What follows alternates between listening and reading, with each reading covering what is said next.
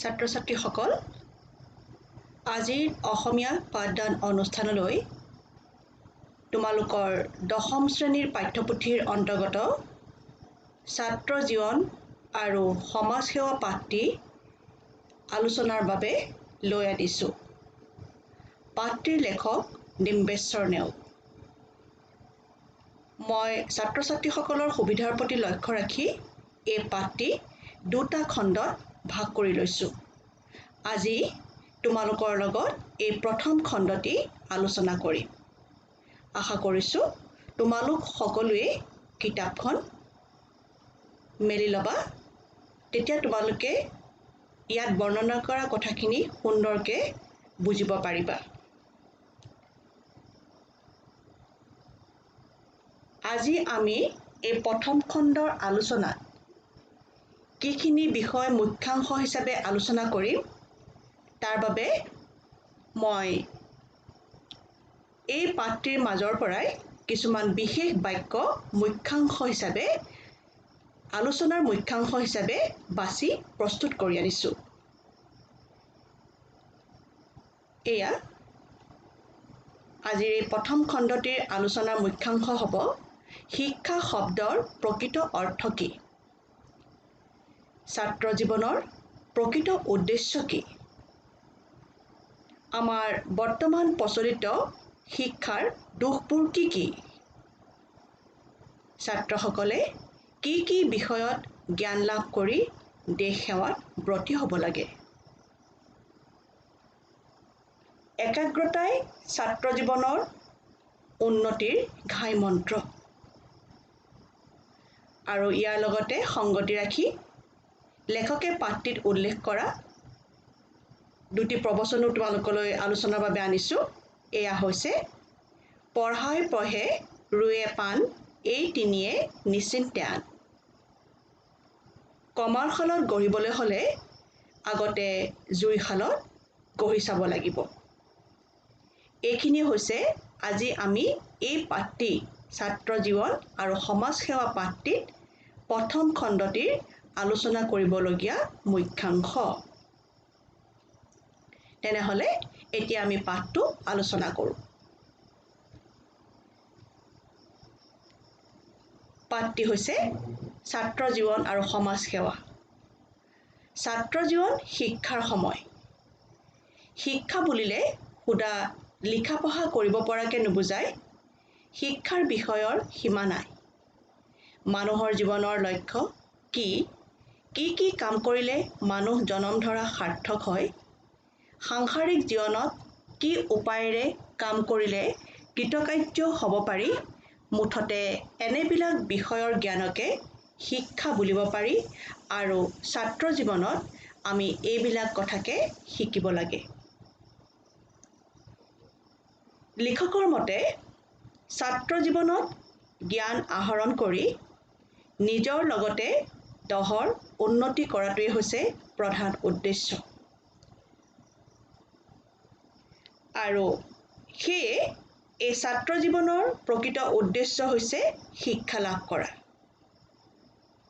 এই শিক্ষাই মানুহৰ জীৱনৰ লক্ষ্য কি? কি কাম কৰিলে মানৱ জীৱন সাৰ্থক হয়? যিহেতু আমি মানুহ জীৱশ্ৰেষ্ঠ প্ৰাণী। সাংসাৰিক জীৱনত কি উপায়েৰে কাম কৰিলে কৃতকাৰ্যতা হ'ব পাৰি বা কৃতকাৰ্য লাভ কৰিব পাৰি আদি বিষয়ৰ জ্ঞান লাভ কৰাকে বুজায়।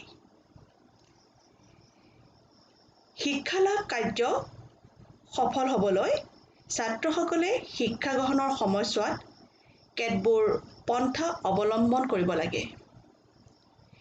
সেয়ে তেখেতে এটি নীতিবচনৰ দ্বাৰা এইখিনি কথা আমাক বুজাব বিচাৰিছে। ইয়াত কৈছে, নীতিবচনত আছে যে পঢ়াই পঢ়ে ৰুৱে পাণ, এই তিনিয়ে নিশ্চিন্তে আন। এই নীতিবচনত পঢ়া মানে ভাতৰ দৰে দুটা কথা কিতাপৰ পৰা আওৰকে বুজোৱা নাই। ইয়াত পঢ়া কথাই শিক্ষা লাভ কৰা বুজাইছে। শিক্ষাৰ্থী অৰ্থাৎ ছাত্ৰৰ একাগ্ৰতা সঁচাকৈয়ে উন্নতিৰ ঘাই মন্ত্ৰ। শিক্ষা গ্ৰহণ কাৰ্যত যে একাগ্ৰতাৰ প্ৰয়োজন সেই কথা প্ৰকাশ কৰিবলৈকে লেখকে উক্ত নীতিবচনটোৰ উল্লেখ কৰিছে। পঢ়ুৱা, পঢ়া আৰু পাণ ৰোৱা কাৰ্যত যত্ন আৰু একাগ্ৰতাৰ অতিকে প্ৰয়োজন। ইয়াৰ অবিহনে এই তিনিওটা কাৰ্য কেতিয়াও সফল নহয়। ইয়াত পঢ়ুৱা, যিজনে পঢ়ায় শিক্ষক, আৰু যিজনে পঢ়ে অৰ্থাৎ ছাত্ৰ, এই কাৰ্য দুটা কথা ভাতৰ দৰে কিতাপৰ পৰা শিকোৱা আৰু শিকা বুজোৱা নাই। শিক্ষাদান আৰু লাভ কৰাহে বুজাইছে। সেইদৰে পাণ ৰোৱা কাৰ্যকো যথেষ্ট একাগ্ৰতাৰ প্ৰয়োজন, কিয়নো ইয়াৰ ফল লগে লগে পোৱা নাযায়। যত্ন আৰু আলপৈচানৰ শেষতহে ইয়াৰ ফল ভোগ কৰিব পাৰি। সেয়েহে আন কথা চিন্তা নকৰি এই কাৰ্যত একানপতীয়াভাৱে লাগিব লগা হয়। আৰু ছাত্ৰ হিচাপেও আমাৰ প্ৰধান কৰ্তব্য ছাত্ৰ জীৱনত শিক্ষা জ্ঞান আহৰণ বা অৰ্জন কৰা। পাঠটিত উল্লেখ কৰিছে যে এই অৱস্থাত মনৰ গতি একমুখী হ'ব লাগে, বহুমুখী হ'লে ছাত্ৰৰ ছাত্ৰত্ব শক্তি লোপ পাব খোজে। ছাত্ৰ হৈ ঘৰুৱা জঞ্জাল কিছুমান মূৰত পাতি ল'লে নাইবা বাহিৰত হৈ-চৈ কোলাহল আদিত গা ঢালি দিলে তেনে ছাত্ৰই নিজ জীৱনত উন্নতি কৰিব নোৱাৰে। এনেবিলাক কথাত কাল আৰু পাত্ৰভেদে বিচাৰ কৰি চলিব লাগিব। জ্ঞান অৰ্জনৰ কালত জ্ঞান বিতৰণ কৰিবলৈ যোৱাটো ন্যায় বুলিব নোৱাৰি। জ্ঞান অৰ্জনতহে তেওঁলোকৰ মন বুৰি থাকিব লাগিব। ইয়াৰ দ্বাৰা লেখকে আমাক এইটোৱে কৈছে যে শিক্ষাৰ সময়ছোৱাত ছাত্ৰসকলে একাগ্ৰতা আৰু মনৰ গতি একমুখী কৰি ৰখা পন্থা অৱলম্বন কৰিলেহে ছাত্ৰ জীৱনৰ প্ৰকৃত উদ্দেশ্য সফল হ'ব। এই উদ্দেশ্য পালন কৰিবলৈ যাওঁতে কেতিয়াও বিপথে পৰিচালিত হ'ব নালাগে, কিয়নো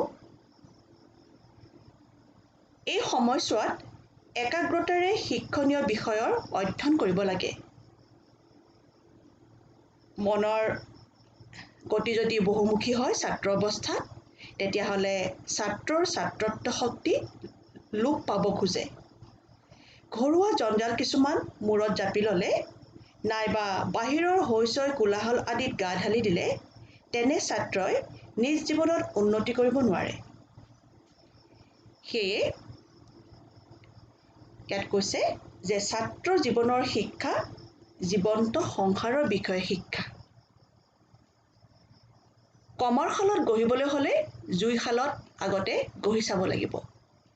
সাঁতুৰিবলৈ শিকিবলৈ হ'লে পানীত ননমাকৈ নহয়। গতিকে ছাত্ৰ জীৱনত শিক্ষা নিষ্কৰ্মা অৰ্থাৎ কাপ কাকতৰ দূৰৰ পৰা বহি ৰং চোৱা শিক্ষাও নহয়। এনে শিক্ষাই অবনোৱাক বনোৱা কৰিব, এয়েই ইয়াৰ উদ্দেশ্য। ইয়াত লেখকে কৈছে যে ছাত্ৰসকলে যথেষ্ট সাধনা কৰিলেহে সুফল পাব পাৰে। যেনেকৈ কমাৰ শালত কিবা বস্তু সৃষ্টি কৰিবলৈ হ'লে কমাৰ শালত গঢ় দিয়াৰ আগতে জুই শালত লোহাখিনি অত্যন্ত গৰম কৰিব লাগিব আৰু তাৰ পিছতহে কমাৰ শালত তাক বিচৰা ধৰণে আকৃতি দিয়া হয়। সেইদৰে শিক্ষাৰ্থীসকলক কোনো বিষয়ৰ প্ৰকৃত জ্ঞান প্ৰদান কৰিবলৈ হ'লে বিষয়টো সম্পৰ্কীয় পৰিৱেশৰ অতি প্ৰয়োজন। যেনে সাঁতোৰ শিকিবলৈ হ'লে পানীত নামিবই লাগিব। ঠিক তেনেদৰে কিছুমান বিষয়ৰ প্ৰকৃত জ্ঞান পাঠ্যপুথিত পঢ়ি অৰ্জন কৰিব নোৱাৰি। হাতে কামে লাগিহে বিষয়টোৰ প্ৰকৃত জ্ঞান অৰ্জন কৰিব পাৰি। তাৰ বাবে ছাত্ৰসকলে গভীৰভাৱে অধ্যয়ন কৰি আৰু তাক ব্যৱহাৰিক জীৱনত যদি আমি প্ৰয়োগ কৰোঁ তাৰ পৰাহে আমি সুফল লাভ কৰিব পাৰিম। বিষয়বস্তুৰ গভীৰতালৈ গৈ তাৰ উৎঘাটন কৰিব পৰাটোৱে হৈছে শিক্ষা অৰ্জনৰ মূল উদ্দেশ্য। আৰু তেতিয়াহে কি হ'ব, আমি সুফল লাভ কৰিম বা ছাত্ৰসকলে সুফল পাব। নিজৰ লগতে সমাজখন দেশখনকো আগুৱাই নিবলৈ সকলো ধৰণৰ শিক্ষা গ্ৰহণৰ প্ৰয়োজন বা তাক গ্ৰহণ কৰাটো আমাৰ নিতান্তই আৱশ্যকীয়। শিক্ষাৰ মানসিক, শাৰীৰিক, নৈতিক, আধ্যাত্মিক আদি ভাগৰে অনুশীলনৰ অতি প্ৰয়োজন। আমাৰ বৰ্তমান শিক্ষা কামৰ শিক্ষা নহয়, ইয়াৰ ঘাই দোষ। ল'ৰাই কিতাপত পঢ়িব, দুখীয়াক মৰম কৰিবা।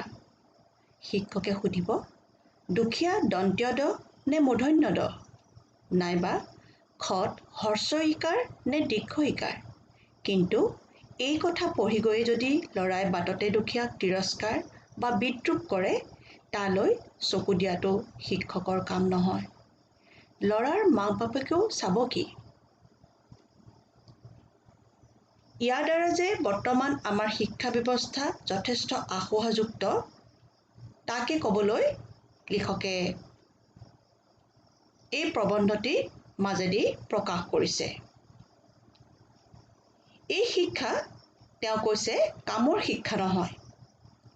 আমাৰ শিক্ষা ব্যৱস্থাত শিকোৱা কথাৰ লগত বাস্তৱত বিশেষ সম্পৰ্ক দেখা নাযায়। ছাত্ৰই বিদ্যায়তনিক দিশত আগবাঢ়ি প্ৰতিযোগিতাত প্ৰথম বা দ্বিতীয় হ'ব পাৰিছেনে নাই, সেই কথাতে বৰ্তমানৰ শিক্ষাই বেছি প্ৰাধান্য দিয়ে। উদাহৰণস্বৰূপে, ল'ৰাই পাঠ্যপুথিত পঢ়িব, দুখীয়াক মৰম কৰিবা, আৰু শিক্ষকে প্ৰশ্ন কৰিব যে দুখীয়াক দন্ত্য দ নে মূৰ্ধন্য দ, নাইবা খত হ্ৰস্ব ইকাৰ নে দীৰ্ঘ ইকাৰ। কিন্তু এই কথাখিনি পঢ়ি গৈ কোনো ছাত্ৰই বাটত কোনো দুখীয়াক তিৰস্কাৰো কৰে। সেই কথা চকু দিয়াটো শিক্ষকৰ কাম নহয়।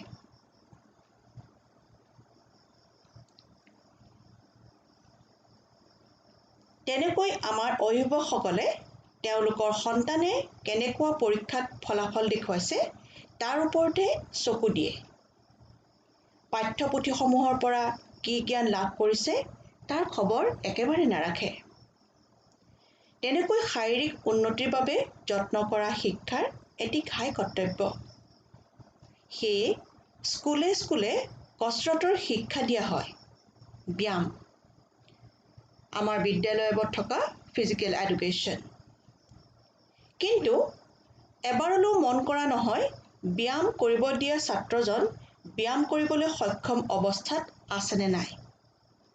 কিয়নো তেওঁ পাঠটিত কৈছে, এটা নিচেই সৰু ল'ৰাই ৰাতিপুৱাই কৰ্কৰাই পঁইতা ভাত কেইটামান গিলি ৫-৬ মাইল দূৰ খোজকাঢ়ি আহি দিনটো ঠেক কোঠালি এটাত সোমাই লিখা পঢ়া কৰাৰ পাছত তাৰ পেট কলমলাই থাকিলেও সি কিন্তু ব্যায়াম কৰিবই লাগিব। এনে অৱস্থাত আমাৰ যি ব্যায়াম শিক্ষাৰ প্ৰয়োজন, সেই প্ৰয়োজনটোৰ ক্ষেত্ৰত বহুত ধৰণৰ ত্ৰুটি দেখিবলৈ পোৱা যায়। শ্ৰেণীৰ আটাইবোৰ ছাত্ৰক শিক্ষা, খেল-ধেমালি আদিত আগবঢ়াই নিয়াৰ ওপৰত গুৰুত্ব নিদি প্ৰতিভাৱানসকলকে বেছি গুৰুত্ব দিয়া হয়, যাৰ ফলত পিছপৰাসকল সদায় পিছপৰিয়েই ৰয়। বৰ্তমান শিক্ষাই ছাত্ৰক বিদ্যালয়ৰ ভিতৰত থাকি আগবাঢ়ি যোৱাত উৎসাহ যোগাইছে যদিও বিদ্যালয়ৰ বাহিৰত ঘৰৰ বা সমাজৰ কামত ছাত্ৰ আগবঢ়োৱাত উৎসাহ যোগোৱা নাই। উদাহৰণস্বৰূপে, এজন ছাত্ৰই বা ল'ৰাই ব্যায়ামৰ নামত হাত ভৰি ভাঙি ফুটবল, ক্ৰিকেট আদি খেলিব নাইবা তেওঁ 10 মাইল বাট খোজো কাঢ়িব কিন্তু ঘৰুৱা কোনো কামত তেওঁ সহায়ৰ হাত কেতিয়াও আগ নবঢ়ায় এইবোৰে হৈছে বৰ্তমানৰ শিক্ষা ব্যৱস্থাৰ ঘাইদোষ সেইবাবে বৰ্তমানৰ শিক্ষা ব্যৱস্থাক লেখকে আশোহাযুক্ত বুলি ক'বলৈ বিচাৰিছে বিলাত আৰু মাৰ্কিন আদি উন্নত আৰু স্বাধীন দেশৰ শিক্ষাত এনেবোৰ চকুত পৰা ত্ৰুটি দেখিবলৈ পোৱা নাযায় তথাপি এই শিক্ষাৰ ভিতৰেদিয়ে আমি আৰু আমাৰ দেশৰ 10জন শিক্ষিত হৈ উঠিবই লাগিব ইয়াত লেখকে আমাৰ দেশত যিদৰে শিক্ষা ব্যৱস্থাৰ কিছুমান আশোহা দেখা পাইছে কিন্তু বিলাত আৰু মাৰ্কিন আদি উন্নত বা স্বাধীন দেশসমূহৰ শিক্ষা ব্যৱস্থাত এনে দুখসমূহ দেখিবলৈ পোৱা নাই তথাপিও তেওঁ কৈছে এই শিক্ষাৰ মাজেদিয়ে আমি আৰু আমাৰ দেশৰ 10জন ব্যক্তি শিক্ষিত হৈ উঠিবই লাগিব সেইদৰে আমাৰ শিক্ষাৰ দিহা আমি উপৰঞ্চি স্বৰূপে সভা সমিতি আদি যি উপায়েৰে হওক কৰি ল'বই লাগিব কেৱল কিতাপৰ পাতত পঢ়িয়েই দুখীয়াক পুতৌ কৰিবা দুখীয়াক মৰম কৰিবা ডাঙৰক সন্মান কৰিবা আদি বাক্যবোৰৰ মাজত সীমাবদ্ধ নাথাকি তাক আমি হাতে কামে প্ৰয়োগ কৰিবলৈ শিকিব লাগিব তেতিয়াহে আমি ছাত্ৰ হিচাপে সফল হ'ব পাৰিম বিলাতৰ বিশ্ববিদ্যালয় আদিত ছাত্ৰৰে সহপাঠী দুখীয়া ছাত্ৰক সহায় কৰাৰ ব্যৱস্থা আছে দেশৰ কোনো নতুন আন্দোলন হ'লে তাত পাৰ্যমানে নেতাসকলৰ লগত হাত উজান দিয়ে এই সকলোখিনি বিষয় বিলাতৰ পাঠ্যক্ৰমৰ শিক্ষা ব্যৱস্থাৰ অন্তৰ্গত কিন্তু আমাৰ দেশৰ ছাত্ৰসকলে এনে সুবিধা নাই বুলি বা শিক্ষা নাই বুলি হাত সাৱটি বহি থাকিলে নহ'ব কাৰণ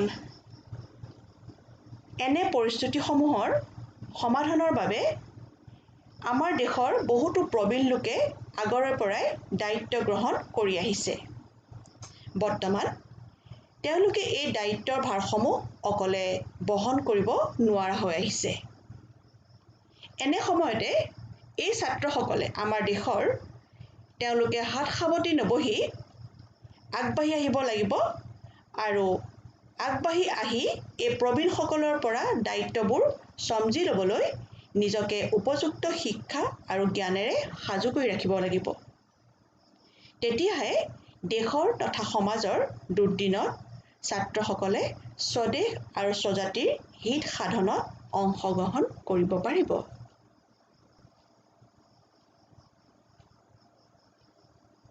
কিন্তু ছাত্ৰসকলে এই সকলোবোৰে কাম কৰিব লাগিব ছাত্ৰ জীৱনৰ সীমাত থাকি অৰ্থাৎ শিক্ষা লাভৰ উদ্দেশ্যেহে তেওঁলোকে পঢ়া-শুনা আদি সকলো কৰ্তব্য অটুট ৰূপে পালন কৰি উপৰিঞ্চি ৰূপে এনেবোৰ বিষয়ত হাত দিব লাগিব তাত কিন্তু পঢ়া-শুনা এৰি থৈ এনে কাম কৰাটো অনুচিত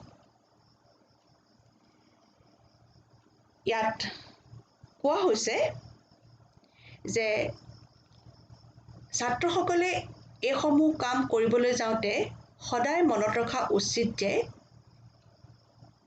এই কামবোৰ ছাত্ৰ জীৱনৰ সীমাৰ মাজত থাকি কৰিব লাগিব অৰ্থাৎ শিক্ষা লাভৰ উদ্দেশ্যেহে তেওঁলোকে পঢ়া-শুনা আদি সকলো কৰ্তব্য পালন কৰিব লাগিব প্ৰথমে আৰু তাৰ পিছতে উপৰঞ্চি এনেবোৰ বিষয়ত হাত আগবঢ়াব লাগিব কিন্তু পঢ়া-শুনা এৰি থৈ এনে কাম কৰাটো ছাত্ৰ জীৱনত অনুচিত ছাত্ৰসকল দেশৰ ভৱিষ্যত আশা ভৰসাৰ কলি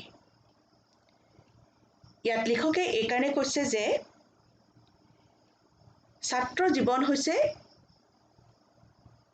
শিক্ষা লাভৰ এক উপযুক্ত সময়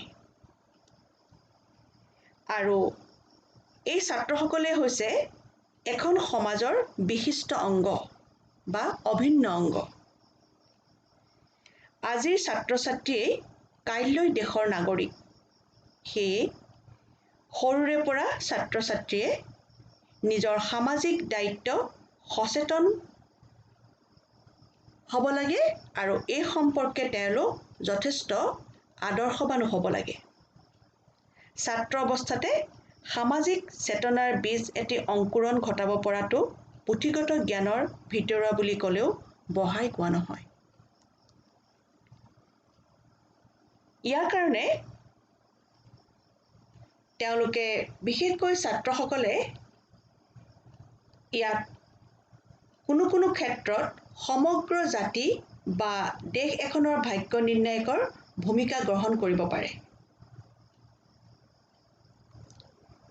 এই কলি সময়ত বিকশিত হৈ ফুল আৰু তাৰ পাছত ফল হৈ মাতৃপূজাত লাগে। কাঁইট কলিতে এইসকলক পূজাৰ উপচাৰ স্বৰূপে মাতৃয়ে গ্ৰহণ নকৰে। ছাত্ৰসকলক ছাত্ৰ অৱস্থাত যিমান দূৰ পৰা হয় জ্ঞানকাৰী, অৰ্থকাৰী আৰু কাৰ্যকৰী জ্ঞান লাভ কৰিবলৈ দিয়ক, তেওঁলোক পৰিপুষ্ট হৈ দেশ সেৱাৰ উপযুক্ত হওক। ইয়াত লেখকে ছাত্ৰসকলক ফুলৰ কলিৰ লগত তুলনা কৰিছে। ইয়াত কোৱা হৈছে যে মাতৃপূজাত কেতিয়াও ফুলৰ কলি গ্ৰহণযোগ্য নহয়। পূৰ্ণ বিকশিত ফুলকহে মাতৃপূজাৰ উপচাৰ হিচাপে লোৱা হয় বা গ্ৰহণ কৰা হয়। তেনেকৈ ছাত্ৰসকল আমাৰ ভাৰত মাতাৰ একোটা ফুলৰ কলিৰ দৰে। এই সময়ছোৱাত তেওঁলোকৰ শিক্ষা লাভৰ উদ্দেশ্যে পঢ়া শুনা কৰাটো অত্যন্ত বা নিতান্তই প্ৰয়োজন। পঢ়া শুনা সকলো ঠিকমতে কৰি উপৰঞ্চি স্বৰূপে আজৰি সময়ত দেশ সেৱা আদিত মনোনিৱেশ কৰিব পাৰে। আৰু ইয়াকে কৰিবলৈ যাওঁতে পঢ়া শুনাক আওকাণ কৰি অন্য কামত মনোযোগ দিয়া যুক্তিযুক্ত নহয়। সেইবাবে ছাত্ৰ অৱস্থাত যিমান দূৰ পৰা যায় জ্ঞানকাৰী, অৰ্থকাৰী আৰু কৰ্মকাৰী জ্ঞান লাভ কৰিব দিব লাগে, তেতিয়াহে তেওঁলোক ভৱিষ্যতে পৰিপুষ্ট হ'ব পাৰে। আৰু এনে সময়ত তেওঁলোকক ভয় খুৱাই বা ভয় দেখুৱাই আঁতৰাই আনিব কেতিয়াও চেষ্টা কৰিব নালাগে। তেতিয়া লিখকে কৈছে তেওঁলোকৰ অহিত চিন্তা আওপাকে দেশৰ মহা অমংগলে হ'ব। ছাত্ৰসকলৰ মনৰ গতি মুকলি হ'বলৈ আমি সকলো সুবিধা কৰি দিব লাগিব। তেওঁলোকক পোহৰলৈ ওলাই দিব লাগিব। জ্যেষ্ঠজন হিচাপে আমি তেওঁলোকক প্ৰকৃত পথটো দেখুৱাই দিব লাগিব। চেচুকৰ ডেম দেউকা কৰি ৰাখিলে নহ'ব। চেচুক মানে হৈছে সেমেকা ৰ'দ নপৰা ঠাই আৰু ডেম দেউকা হৈছে চেচুকত জন্ম হোৱা এবিধ সৰু গছ, বিজলুৱা গছ। ইয়াক তুলনা কৰি লিখকে আমাক এইটোৱে বুজাইছে যে ছাত্ৰসকলক চেচুকৰ ডেম দেউকাৰ দৰে কৰি থ'লে নহ'ব। আমি সদায় তেওঁলোকক শুদ্ধ পথে আগবঢ়াই নিব লাগিব। তেতিয়াহে আমি তেওঁলোকৰ পৰা এখন সুস্থ সমাজ বিচাৰি পাম বা তেওঁলোকেও আগবাঢ়ি আহিবলৈ উৎসাহ বা প্ৰেৰণা পাব। আজিৰ আমি ছাত্ৰ জীৱন আৰু সমাজ সেৱা এই পাঠটিৰ প্ৰথম খণ্ডৰ আলোচনাটি ইমানতে সামৰণি মাৰিলোঁ। তোমালোকক পুনৰ লগ পোৱাৰ প্ৰতিশ্ৰুতিৰে ধন্যবাদ।